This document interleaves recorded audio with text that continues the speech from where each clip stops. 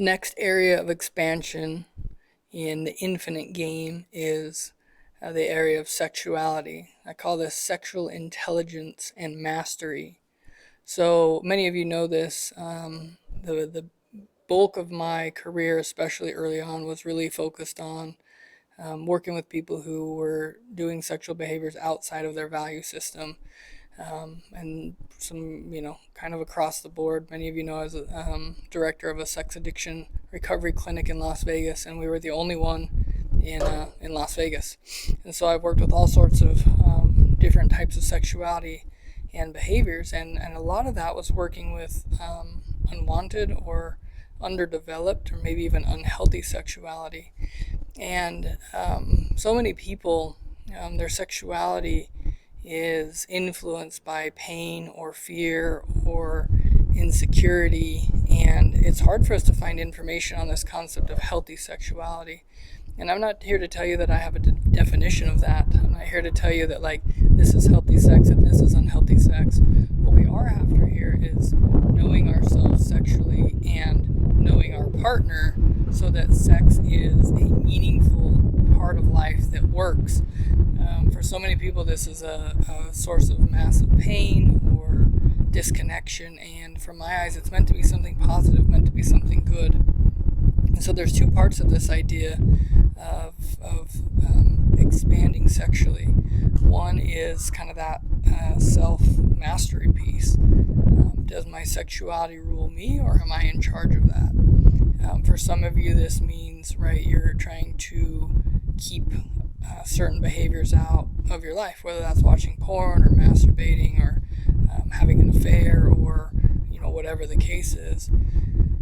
For others of you, this idea of sexual self-mastery is just not being consumed with desire. And so if you spend much time with me as a therapist, you understand that I like sex. I like to be sexual. I've struggled in the past immensely with turning to things to cope, pornography, masturbation, and this started at a very young age for me, and became a coping mechanism. And when things weren't going well in my relationship, I turned back to these things and caused a lot of pain.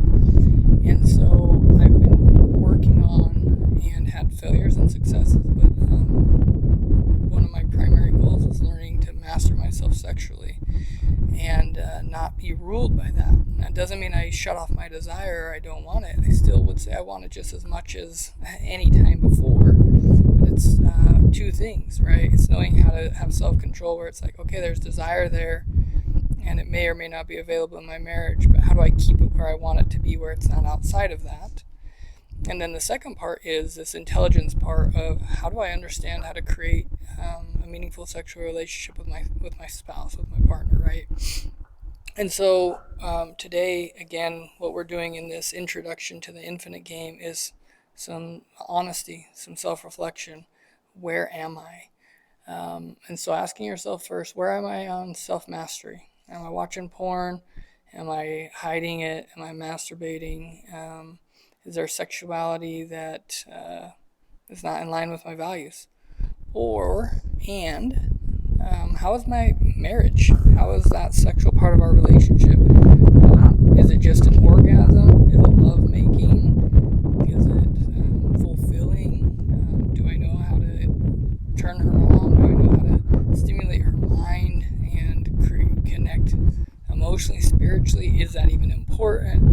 Right? How intelligent are you at what works to create meaningful sexuality, a bonded sexuality in your relationship? And with so many people, what I find is if they're being sexual, they're not fulfilled. It's kind of a body to body thing. And I often talk to men and women that even the best physical sex, right? The best, like, your fantasies being fulfilled physically.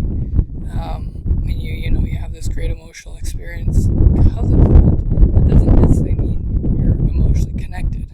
Emotional connection is different from I had a great emotional experience. And so, right, I like to go to concerts, and I can go to a concert and I can have like this really rad experience where it's like I'm jumping up and down and I'm dancing and I'm like happy to be there, and I have like this feel good experience. That doesn't mean I'm connected to the people playing the music. I don't even know them, right? Now I can feel connected because I'm having this positive experience, but to have that real kind of soul to soul connection, maybe we call it emotional, spiritual, that's different. And so learning to combine that maybe before sex, during or after, right? Where it's not a one dimensional thing, it's not just a body to body thing, it's a person to person, soul to soul type experience. And it's unfortunate because so much of my work with couples is them realizing that nobody helped us learn sexuality and we're not experiencing it to the degree we can. Even if we're being sexual, it's hard for us to move past our inhibitions. It's hard for us to talk about it. Honestly, a ton of people don't even know what to do. Like, how do I pleasure her? How do I help her have an orgasm? How do we create this thing where we both leave feeling fulfilled and loved? I think that's one of the keys I would look at is, are we leaving feeling loved, or are we feeling like, oh, I got an orgasm and I like orgasms? And so, right, as we progress into the next stage of this, each of these areas of expansion we're going to go deeper into for our purposes today. Again, it's a self-reflection. Where am I at sexually? Am I in line with my values? And where is my intelligence level? Do I know how to invite my partner into something that's fulfilling for both of us? That can be both emotionally, spiritually, and physically, right? So if you dare, comment below. Where are you? Some of you have been courageous already and shared in other posts that you're struggling with certain behaviors, and some of you have you've been hurt sexually, you've been molested or abused as a child. I've worked with a lot of people with some really severe sexual abuse, rapes,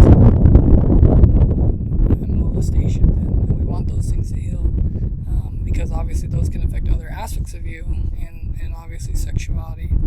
Where we will go in the future also is, how do we heal maybe some of the damages that have been created, some betrayals that maybe have been created on a relational level. And then how do we heal any guilt or shame that coincides with that? So I encourage you to dig deep with this one.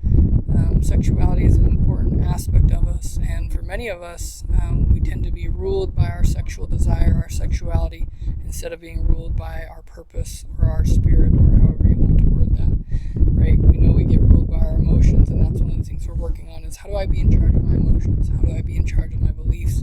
How do I be in charge of my physical body? How do I connect to kind of my purpose, my higher self, and how do I rein in my sexuality where it's a gift, it's a tool for me to use to enhance my life instead of it ruling me. So I'm excited to hear from you guys on this one, and this is a topic or an area that in the next phase I really like getting into, because I've experienced so much hurt and pain and frustration and feelings of rejection and all sorts of shame and stuff around sexuality.